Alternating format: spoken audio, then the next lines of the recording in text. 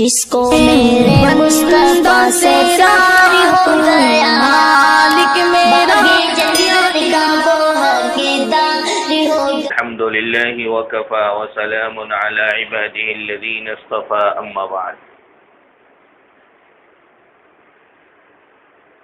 فاعوذ باللہ من السمیع العلیم من الشیطان الرجیم، بسم اللہ الرحمن الرحیم۔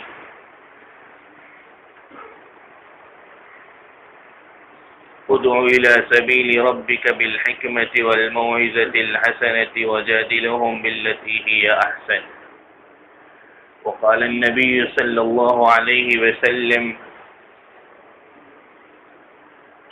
من رأى منكم منكرا فليغيره بيده فإن لم يستطع فبلسانه ومن لم يستطع فبقلبه وذلك أضعف الإيمان، او کما قال علیہ الصلاۃ والسلام۔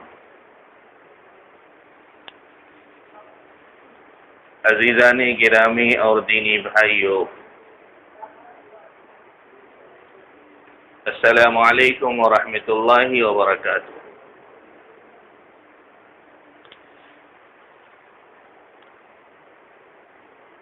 محترم بزرگوں اور دوستوں اور دینی ایمانی بھائیوں،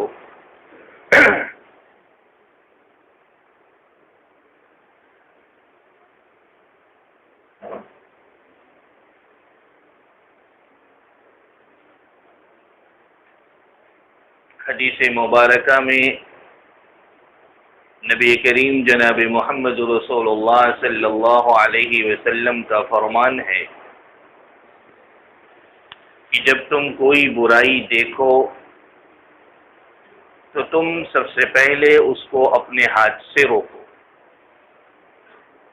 من رأى منکم منکرا فلیغیرہ بیدہ، جب کوئی بھی برائی ہوتے ہوئے تم دیکھ رہے ہو، اگر تمہارے پاس طاقت ہے تو تم اپنے ہاتھ کا اس کے ساتھ میں استعمال کرو۔ اب چاہے وہ منکر چھوٹا ہو یا بڑا ہو،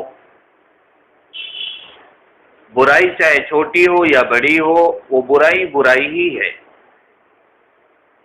ایمان والے کا کام یہ ہے کہ اس برائی سے اس انسان کو روکے۔ اگر اس کے پاس اتنی ہمت ہے، طاقت ہے، تو اپنے ہاتھوں کا استعمال کر لے، ہاتھ سے روکے۔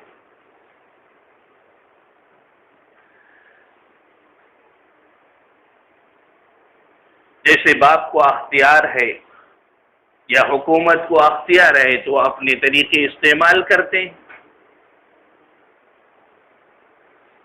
اور اگر اتنی طاقت نہیں ہے تو فرمایا فَإِن لَّمْ يَسْتَطِعْ فَبِلِسَانِهِ، اپنی زبان سے اس کو روکنا ہے، اپنی زبان سے اس کو بولنا ہے کہ یہ فلاں کام تم مت کرو۔ یہ ایمان کا دوسرا درجہ ہے۔ کہا اگر یہ بھی بات نہیں ہے تمہارے اندر تو اس کا تیسرا درجہ نبی کریم جناب محمد رسول اللہ صلی اللہ علیہ وسلم فرماتے ہیں وَمَن لَّمْ يَسْتَطِعْ فَبِقَلْبِهِ، تو کم سے کم اس برائی کو اپنے دل میں برا سمجھو، کہ وہ جو انسان برا کام کر رہا ہے یا برا فعل کر رہا ہے، اس کو دیکھ کر کے اپنے دل میں اس برائی کا احساس ہونا چاہیے کہ یہ فلاں آدمی برا کام کر رہا ہے۔ اگر اس نے اس برائی کو برا سمجھا تو سمجھ لیجئے کہ یہ تو ٹھیک ہے، ہوگا وَذَلِكَ أَضْعَفُ الْإِيمَانِ، یہ ایمان کا سب سے گرا ہوا حصہ ہے۔ اب اگر کوئی بھی انسان نماز نہیں پڑھتا ہے،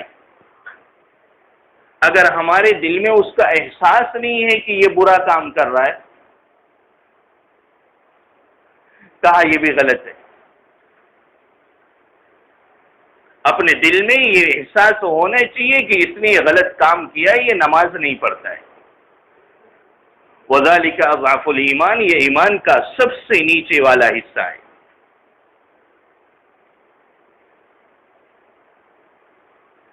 آج ہمیں اور آپ کو بھی اپنی اپنی سطح بنانی ہے. آج تو حالات ایسے ہیں کہ ہم تو برائی کرتے ہیں، ہمیں بھی احساس نہیں ہوتا ہے، پھر دوسرے جب برائی کریں گے تو ہمارا اور آپ کا کیا حال ہوگا. کہا ایمان تو اتنا باقی رکھنا پڑے گا. اگر میری اولاد نماز نہیں پڑھتی ہے تو ہم اور آپ اس کو زبان سے، ہاتھ سے یا دل میں برا سمجھیں. یہ نہیں کہ ہم تو نماز پڑھتے ہیں، میرا بچہ سو رہا ہے، چلو کوئی بات نہیں. ہر ایک انسان گرفت میں آ جائیں گے اور واقعات بھرے پڑے ہوئے ہیں احادیث مبارکہ کے اندر. بخاری شریف میں روایت میں آیا ہوا ہے کہ رب کریم نے جبریل امین کو حکم دیا کہ فلاں بستی میں، فلاں شہر میں تم جاؤ اور اس بستی والوں کو پلٹ دو. ہمارے نبی خود فرما رہے ہیں. جبریل امین کہتے ہیں کہ باری الہ، فلاں بستی کے اندر ایک بندہ ہے جو بہت بڑا عابد ہے، زاہد ہے، متقی ہے، پرہیزگار ہے، تہجد گزار ہے، شب بیدار ہے، ذکر و اذکار میں ہمیشہ مشغول رہتا ہے، ایک لمحہ بھی تیری نافرمانی نہیں کرتا ہے. اور آپ کہتے ہیں کہ بستی والوں کو پلٹ دو، اس کو بھی پلٹ دیا جائے. کہاں پوری بستی سمیت اس کو بھی پلٹ دو.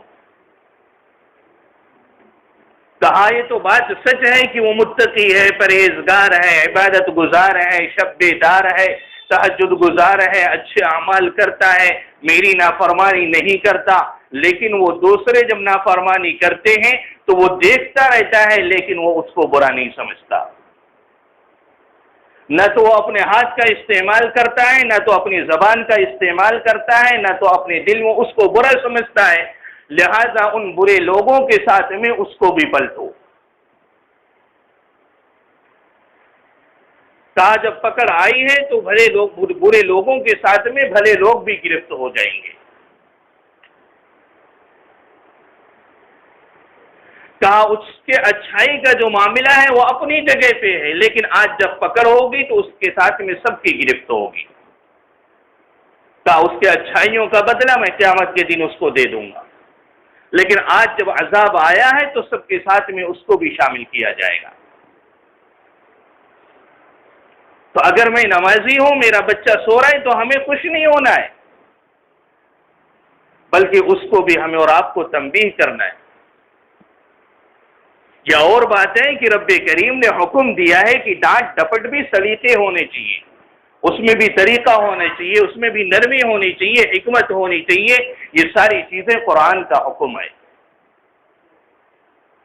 کہ جیسا چاہو ان کو تنبیہ مت کرو، جیسا چاہو ان کو ڈانٹو نہیں، بلکہ حکمت عملی ہر ایک جگہ پہ استعمال کرنا ہے. جیسے ہمارے نبی جناب محمد رسول اللہ صلی اللہ علیہ وسلم کے بھی بارے میں کئی روایات منقول ہیں کہ ایک صحابی آئے اور انہوں نے کہا اللہ کے نبی میں آپ کے ہاتھ پہ تو بیعت کروں گا، لیکن میرے ساتھ میں ایک بہت برا معاملہ ہے، میں اس برائی کو نہیں چھوڑ سکتا. میں ایمان تو لاتا ہوں، بیعت تو کر لوں گا اور اسلام تو قبول کر لوں گا، لیکن میں زنا کرتا ہوں، زنا کرتا رہوں گا. صحابہ کرام نے جب اس بات کو سنا تو ان کو بھی غصہ آ گیا. ہمارے نبی نے فرمایا تم لوگ خاموش رہو. اور ہمارے نبی نے اس جگہ پہ کیسا حکمت سے بات کر رہے ہیں. اور آج ہمارے ساتھ میں کوئی ہم سے بیعت کرے اور ہم سے یہ بولے کہ ہم ایسا کریں گے تو ہم کیا کریں گے؟ 2-4 تھپڑ لگائیں گے اور بھگائیں گے اس کو. لیکن قربان جائیں نبی کریم جناب محمد رسول اللہ صلی اللہ علیہ وسلم کے اخلاق پر کہ آپ نے وہاں پہ بھی اس انسان کی تربیت کی ہے اور امت کو سبق دیا ہے کہ اگر کوئی انسان تمہارے ساتھ میں برائی کا معاملہ بھی کرتا ہے تو اس کے ساتھ میں اچھائی ہی کا معاملہ کرو. یہ حکم ہے ادعو الی سبیل ربک بالحکمت والموعظۃ الحسنہ وجادلہم باللتی ہی احسن کا. آج تو ہمارے تیور بہت ہی الگ ہو جاتے ہیں. اگر کسی کو نماز کا حکم دیا جائے تو اس میں بھی انداز الگ ہوا کرتا ہے. کسی کو اچھی بات بتلائی جائے تو اس میں بھی انداز الگ ہوا کرتا ہے. لیکن وہ صحابی ہیں اور بولتے ہیں کہ میں آپ پر اسلام تو لے آؤں گا، ایمان تو قبول کر لوں گا، آپ کے ہاتھ پہ بیعت بھی کروں گا، لیکن میں یہ کام نہیں چھوڑوں گا.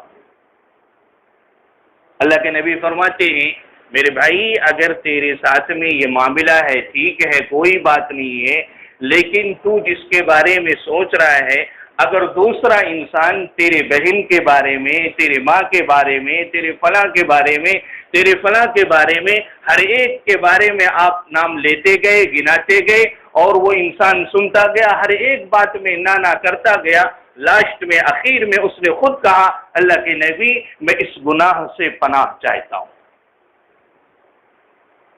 میں اس گناہ سے معافی مانگتا ہوں. اور اگر ہمارے نبی اسی وقت اس کو ڈانٹ دیے ہوتے، ڈپٹ دیے ہوتے تو حال کیا ہوتا؟ نہ اسلام میں آتا نہ اور کوئی بات سنتا. دوسری روایت آتی ہے مسلم کی کہ ایک عورت ہے اور وہ کہتی اللہ کے نبی میں تو آپ پہ بیعت کروں گا، اسلام تو لے آؤں گی، لیکن میں نوحہ کرتی ہوں، کرتی رہوں گی. حالانکہ اسلام میں نوحہ کرنا حرام ہے، درست نہیں. آپ نے فرمایا ٹھیک ہے کوئی بات نہیں. صحابہ اکرام نے کہا اللہ کے نبی آپ نے تو نوحہ کا جو حکم دیا ہے وہ بالکل ناجائز ہے، حرام ہے، شریعت میں اس نے آپ نے اس کو شریعت کے اعتبار سے منع کر دیا، پھر آپ نے اجازت کیوں دی؟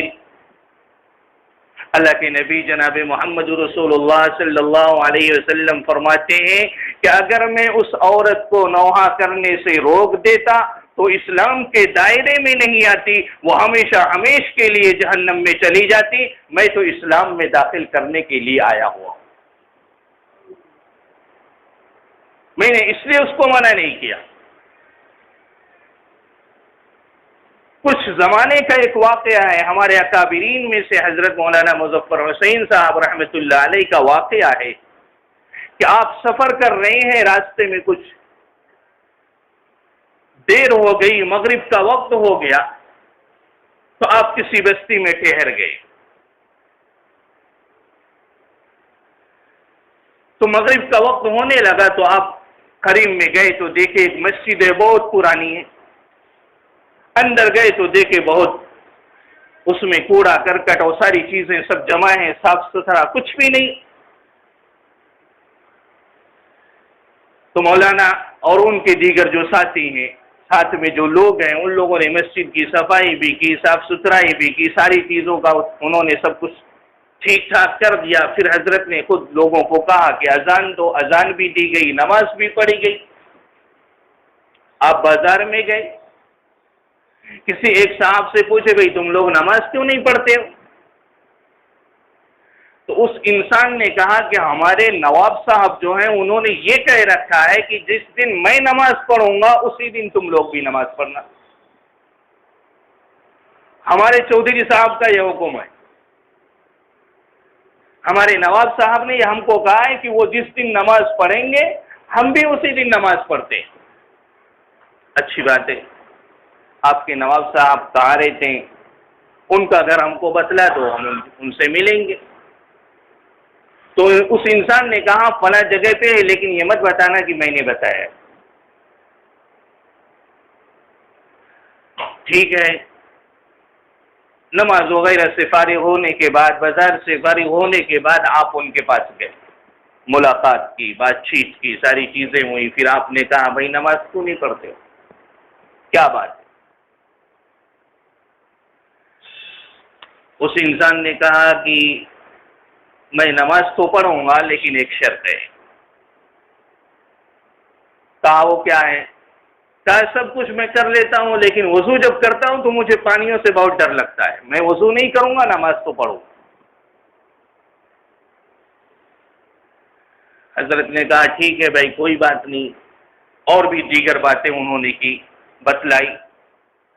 مولانا نے کہا بھائی تیرے دیگر مسائل تو سمجھ، لیکن مجھے اس سے کوئی مطلب نہیں، مسئلہ ہے وضو کا. کوئی بات نہیں تو وضو مت کر، لیکن پکا تو ارادہ کر لے اور مجھ سے وعدہ کر لے کہ کل سے تو نماز پڑھے گا۔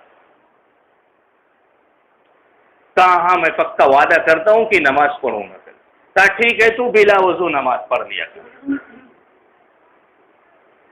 آپ نے اس انسان سے یہ بات کی، بات کرنے کے بعد آپ مسجد میں آئے، اللہ کے سامنے انہوں نے ہاتھ اٹھایا اور کہا اللہ مظفر کا کام تھا اس کو دعوت دینا اور اس کو مسجد تک لانا، اب تیرا کام ہے اس کو ہدایت دینا۔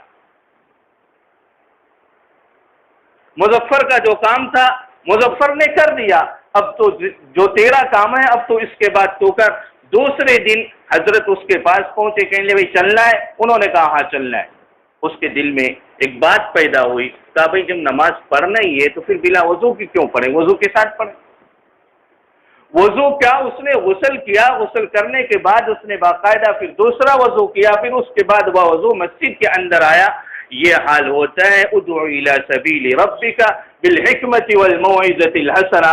اور اگر وہی مولانا کی بات کو آج اگر کوئی کہہ دے تو کیا کہیں گے، دیکھو مفتی صاحب نے کیسا فتویٰ دے دیا کہ بلا وضو کے نماز کیسا ہو سکتی ہے۔ انسان کو راستے پہ لانے کے لیے کبھی کبھی حکمت بھی اختیار کرنی پڑتی ہے۔ ہم کو بھی حکمت عملی پر عمل کرنا چاہیے۔ ہر ایک جگہ پہ اچھائی کا بھی حکم دیا جائے تو حکمت کے ساتھ، اور کسی انسان کو اگر برائی سے روکا جائے تو وہاں پہ بھی حکمت کے ساتھ میں روکا جائے۔ اللہ مجھے بھی اور آپ کو بھی ان ساری باتوں پر عمل کی توفیق عطا فرمائے۔ وآخر دعوانا الحمدللہ۔ ویڈیو کے نیچے سبسکرائب کے بٹن پہ کلک کریں، بیل کے آئیکن پہ کلک کیجیے تاکہ ہر نئی ویڈیو کی نوٹیفکیشن